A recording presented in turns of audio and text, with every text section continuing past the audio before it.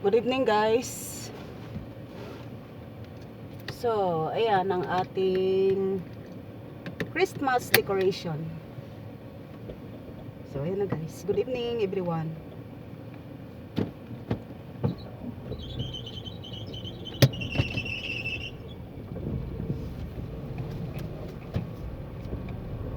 Welcome guys to my channel. Ngayon ay gabing-gabi at minus degree Celsius kami ngayon guys. Minus 1 degree Celsius. And winter time.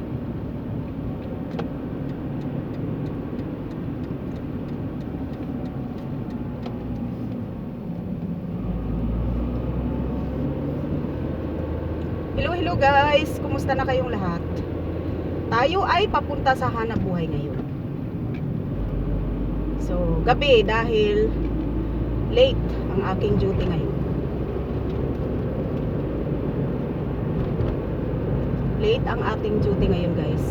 So, yan. So, yan ang maganda oh. Hinaan ko lang. Pagalan ko lang. Ang ganda ng decoration nila, kita niyo. Ayan. Wow, di ba? Ang ganda ng decoration nila. Hindi ko masyadong kita.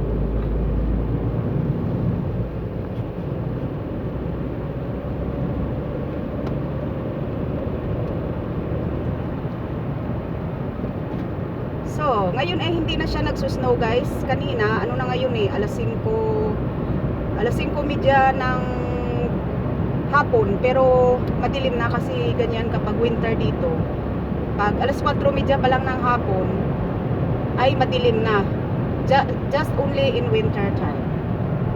Tapos ngayon, kanina nag-snow hanggang mga alauna ng hapon nagsusnow. Tapos tumigil na. Kaya mabuti naman at yung kalsada, kaya natunaw guys ang snow sa kalsada kasi sinasabugan nila ito ng asin. Kaya natutunaw agad ang snow at para hindi madulas.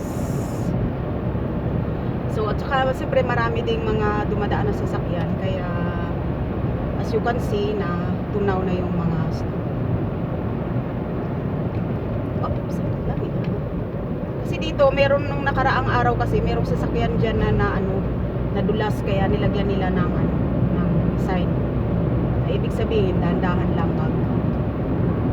patakbo kasi nga pagka ganyang curve talaga siya madulas.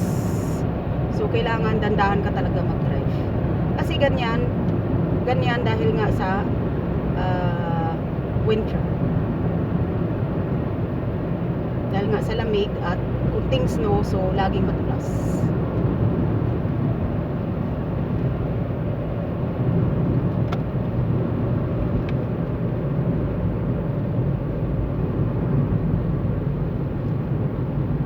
Grabe naman kasi ang ilaw nito, grabe. Ang ilaw nila kasi ng mga ibang sasakyan, grabing sobrang matalas. Minsan nagre-reflect sa buong harap ko, kaya minsan hindi na ako kaya dandahan lang talaga mag-drive kasi hindi mo makita sa harap eh.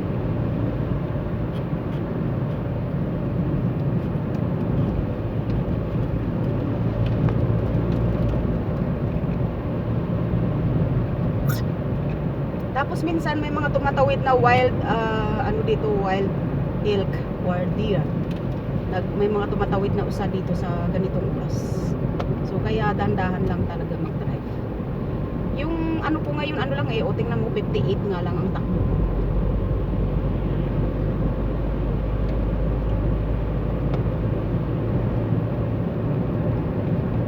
Kasi dapat dito kapag hindi ganitong winter, ang patakbo talaga dito is nasa 80.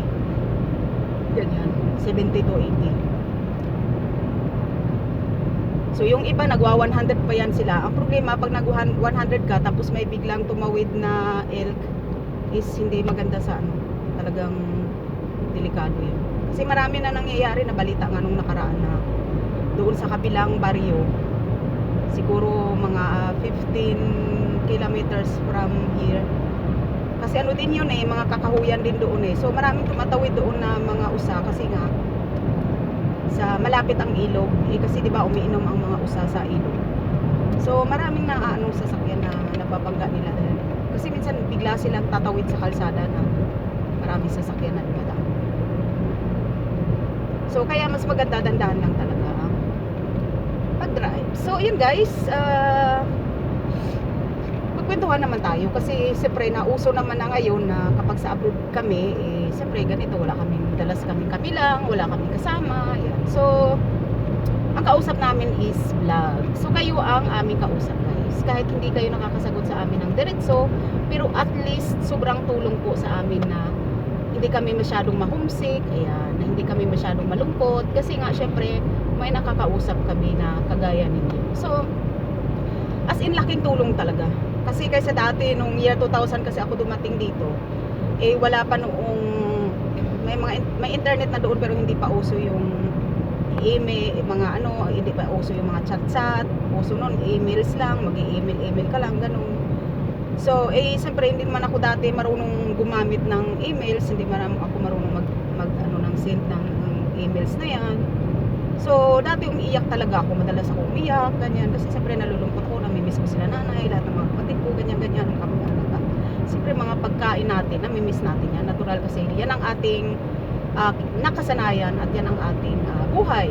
So, hindi man talaga maiwasan na mamimiss natin. So, yun guys, ay kunti lang ng snow dito. O, tingnan mo, kunti lang ng snow nila dito. Sa amin banda, doon sa ano kanina, marami, mas marami. Kasi, tingnan yung field nila, hindi naman maputi. Banda dito sa kaliwa, medyo madami-dami. Kasi biglang nag-ano yung temperature parang uminit ng 2 degrees Celsius. So medyo ano siya. So stop daw, ayun. So mag-stop naman tayo. Para pag may pulis na nagtatago diyan. Kasi dito guys, madalas may pulis na nagtatago diyan. Tapos tinitingnan lang nila kung mag-stop ka. Tapos pag hindi ka nag-stop, ay di penalty. Paparahin ka ng bigla. So kaya mas maganda talaga kung anong nakalagay. Stop is stop para sure na walang na hindi tayo magbabayad ng penalty. So, dito naman medyo puti na medyo maraming snow.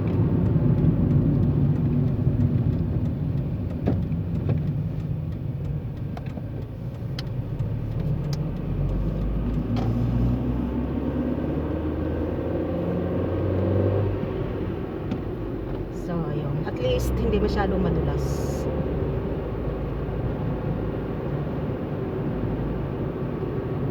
So yun, meron lang tayong pagkwentuhan, yung hiwalayang Sara Labate at Richard Gutierrez.